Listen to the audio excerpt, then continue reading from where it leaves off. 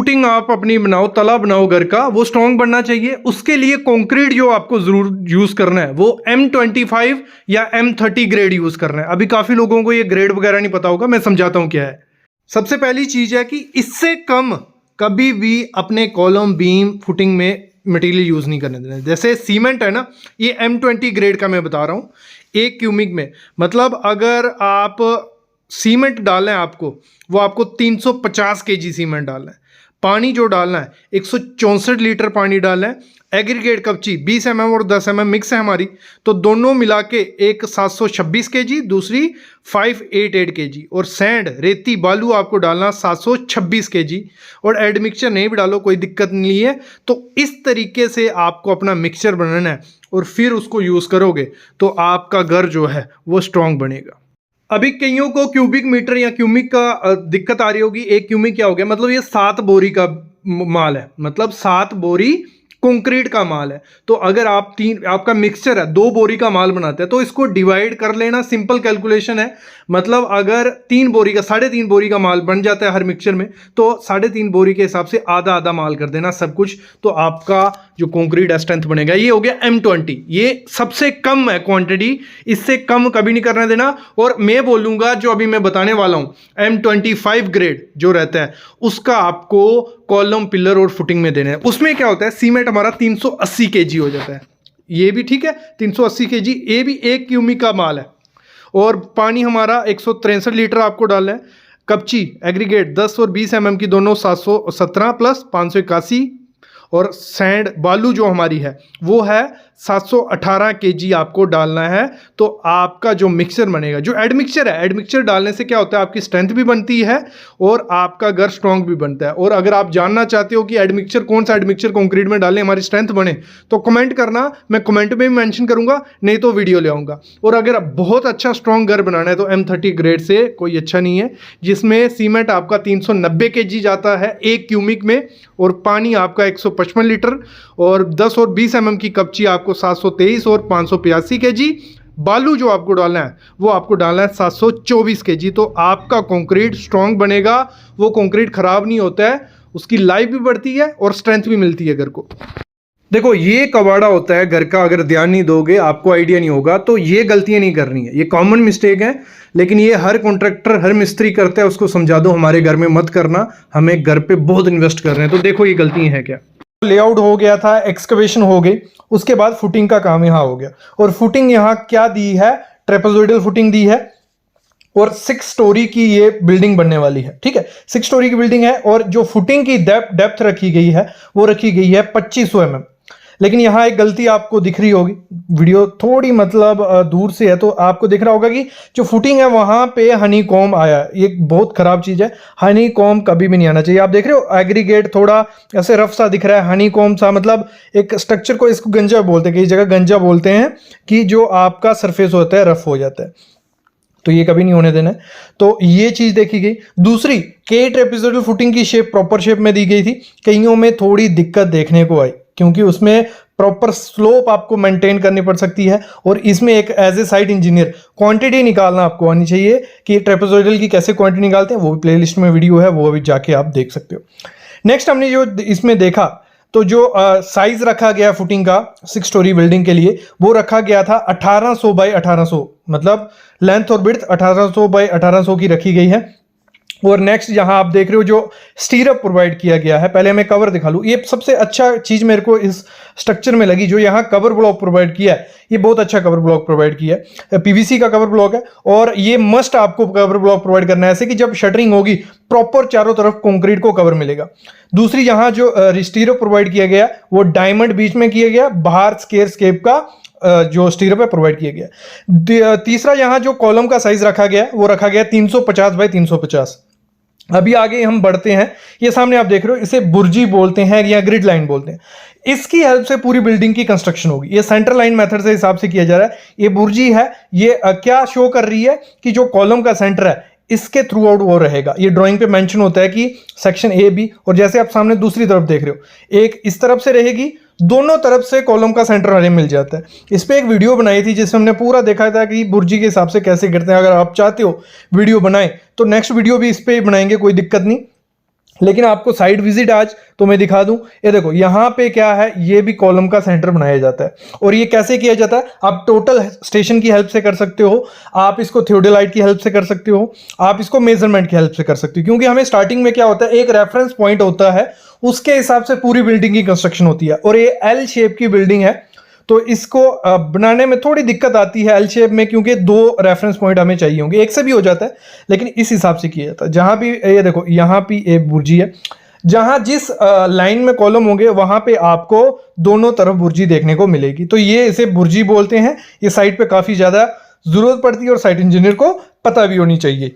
तो इस साइड पे हम विजिट पे आए थे, यहां मैंने क्या देखा कि जो हमारे जो वॉल का कंस्ट्रक्शन हो रही है, ठीक है, वॉल बन रही है, लेकिन यहां पे ना हमें लिंटल बीम दिखा, ना हमें टाई बीम दिखा। तो ये मेरे ख्याल में अगर आप फ्रेम स्ट्रक्चर भी बना रहे हो तो आपको 2400 mm पे या 2.7 mm पे, मतलब 2700 mm पे आपको लिंटल बीम जरूर देना है। अगर लिंटल बीम दिया रहेगा तो आपका स्ट्रक्चर सेफ हो जाता है। एक मतलब जब बाई चांस फ्यूचर में अर्थक्वेक वगैरह आता है तो वहां पे जो शिव मतलब वाइब्रेट होगा, स्ट्रेसेस लगेंगे, तो उसको काउंटर कर लेता है, क्रैक्स नहीं आएंगे। और ठेकेदार ये प्रोवाइड नहीं करते क्योंकि इसमें टाइम जाता है, खर्चा जाता है। तो ये चीज आपको ध्यान देनी है कि आपके घर में लिंटल या टाई बीम जरूर प्रोवाइड होने चाहिए। यहां पे प्रोवाइड नहीं किए गए, ये गलती मैं कहूंगा, बहुत बड़ी गलती इसको कहेंगे। और सेम गलती इस स्ट्रक्चर में मैं देख रहा हूं, यहां पे भी आपको लिंटल बीम देखने को नहीं मिलेगा। यहां पे जो खिड़कियां हैं, विंडो हैं, उन पे एक कंक्रीट का बैंड प्रोवाइड किया गया है, लेकिन ऊपर नहीं। देखो, जो सही अच्छा स्ट्रक्चर आप बनाने जा रहे हो उसमें क्या करना है, जैसे ही आपकी 1500 mm हाइट पहुंचती है, मतलब अप्रोक्स आपका 3 से 4 फुट, 5 फुट, आपको चलो 5 फुट पे आपको कंक्रीट का बैंड प्रोवाइड कर रहे हैं, और 2700 mm की हाइट पे आपको लिंटल बीम प्रोवाइड कर रहे हैं, फिर स्लैब बीम प्रोवाइड करना है। वो एक अर्थक्वेक प्रूफ घर में बोल सकता हूं, कुछ हद तक वो अर्थक्वेक को काउंटर कर लेगा। तो इसी घर की एक मिस्टेक मेरे को और देखने को मिली, ये जो बनाया जा रहा है, एक टंकी बनाई जा रही है, यहाँ आरसीसी की है, लेकिन यहाँ कॉर्नर का आप सरिया देख रहे हो एक दूसरे से जुड़ा नहीं है। यहाँ पे आपको एल शेप का सरिया प्रोवाइड करना है जो एक दूसरे से जुड़ा हो और प्रॉपर से टाई हो, क्योंकि जब फेलियर होगा टैंक वगैरह में तो वो कॉर्नर पे रहता है। तो आपको ये गलती भी नहीं करनी है। और फिर विजिट में मेरे को एक और गलती दिखी, घर की कंस्ट्रक्शन हो रही है, आरसीसी वर्क हो रहा है, यहाँ पे कॉलम और बीम का जॉइंट आप देख रहे हो कितना बड़ा हनीकॉम है। ये हनीकॉम देखो, जब प्लास्टर किया जाएगा, इसको ठेकेदार छुपा तो देगा, लेकिन प्लास्टर यहाँ पे क्या होगा, मोटा होगा। और जब प्लास्टर मोटा होगा, एक तो क्रैक उसमें आएंगे, दूसरा वो पपड़ी बन के निकल सकता है। तो आपको क्या करना है, या तो इसको छिलवा लेना है, और छीलने पे भी लेबर का खर्चा बढ़ता है। तो इससे अच्छा है प्रॉपर से शटरिंग करो, प्रॉपर से वाइब्रेटर यूज करो, तो ऐसा हनीकॉम आपको देखने को नहीं मिलेगा साइड। और अगर आप यहाँ पे देखो, एक चीज मेरे को काफी ज्यादा अच्छी लगी घर की कंस्ट्रक्शन में, जो कॉर्नर्स थे, मतलब जो आपके कॉर्नर्स रहते हैं घर के, वहां पे अगर आप कॉर्नर शेप की, एल शेप की विंडो प्रोवाइड करते हो तो वो काफ़ी ज़्यादा अच्छी दिखती है। तो आप इसको एक सुजेशन ले लीजिए, जहाँ आप इसको अपने घर में ऐड कर सकते हो।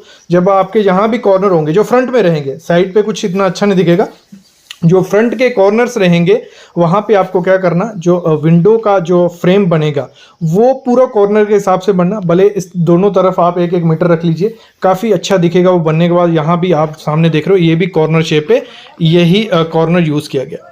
ये एक आपके लिए सुजेशन हो गया। नेक्स्ट जो एक गलती मेरे को दिखी जब कंस्ट्रक्शन मैंने देखी, घर की कंस्ट्रक्शन हो रही है, यहाँ पे जो कॉलम की दूसरी लिफ्ट भरी गई है, मतलब एक जो हाइट आप देख रहे हो, जो कॉलम की शटरिंग है उसकी हाइट लगा लो, यहाँ पे 2100 दिख रही है, लेकिन दूसरी लिफ्ट जब भरी है वहाँ पे सपोर्ट्स नहीं प्रोवाइड किए हैं, एक प्लैंक लगा दिया है। तो उससे होता क्या है, कॉलम आपको ऊपर से टेढ़ा हो जाता है, तो वो खराब बहुत दिखता है। खराब तो दिखता ही दिखता है, लेकिन वहाँ पे जो स्ट्रक्चर लोड उस पर आएगा तो वो प्रॉपर से डिस्ट्रीब्यूट नहीं कर पाएगा। तीसरा, उसमें जो स्लरी होती है वो एक साइड से निकल जाती है। चौथा, उसमें जब स्लरी निकल जाएगी, पपड़ी मतलब एक स्ट्रेंथ बन जाती है, उसके बाद जब प्लास्टर किया जाता है वहाँ छीलना पड़ता है या मोटा प्लास्टर चढ़ाया जाता है जो बाद में गिर भी सकता है। तो ये भी गलती नहीं करनी है आपको। तो अगली चीज़ जो आपको ध्यान देनी है जब भी घर की कंस्ट्रक्शन करवानी है, जब फ्रेम स्ट्रक्चर बना रहे होते हो, आप कॉलम खड़े कर देते हो, ठीक है, कॉलम की हाइट प्रॉपर हो गई, फिर ब्रिक वर्क स्टार्ट होता है। और जब ब्रिक वर्क स्टार्ट होता है, कॉलम और ब्रिक वर्क का जो गैप होता है उसको प्रॉपर से नहीं किया जाता है। जब उसको प्रॉपर से नहीं करोगे, जब प्लास्टर कर दोगे तो क्रैक्स यहाँ दिखते हैं, बहुत ख़राब वो दिखते हैं। अगर बाई चांस आपने कर दिया है कि आपने प्रॉपर से दोनों का बॉन्ड नहीं बनाया, ब्रिक वर्क और कॉलम का, लेकिन बाद में जब प्लास्टर आप करोगे तो उसमें चिकन मैश जरूर यूज़ करना।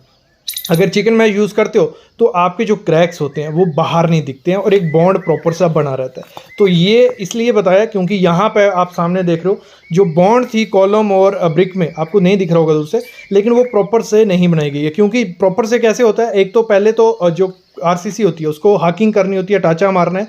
उसके बाद यहाँ जो मेन अच्छी रेशो का 1/1 का रेशो का आपको पहले कॉलम में लगाना है, फिर उसके बाद ब्रिक जो प्लास्टर का जो यूज़ कर रहे हो उससे करना है। ये बहुत बड़ी गलती होती है। हमने आप शेयर की देख रहे हो, शेयर की बहुत इंपॉर्टेंट रोल अदा करती है कॉलम फेलियर को बचाने में, क्योंकि कॉलम में जॉइंट आता है और अगर आपको शेयर की बनानी है तो प्रॉपर शेयर की आपकी होनी चाहिए। और ये शेयर की बनाई गई है इंच बाई इंच की बना दी गई, मतलब इतनी छोटी सी, इसका कोई वर्क नहीं है। कम से कम 150 बाई 150 mm की आपकी शेयर की होनी चाहिए। सामने आप जो देख रहे हो इसे शेयर की बोलते हैं। जहां भी आपका कॉलम का जॉइंट आएगा तो वहां पे ये शेयर की प्रोवाइड करोगे तो आपका जॉइंट सेफ रहता है, वहां से फेलियर के चांसेस कम हो जाते हैं। तो इसको अर्थ के प्रूफ भी हम कॉलम बोल सकते हैं अगर आपने प्रॉपर 150 बाई 150 की शेयर की प्रोवाइड की है छोटे कॉलम में। बड़े कॉलम में जितना साइज बड़ा होगा कॉलम का उतनी बड़ी शेयर की आपको प्रोवाइड करनी पड़ेगी।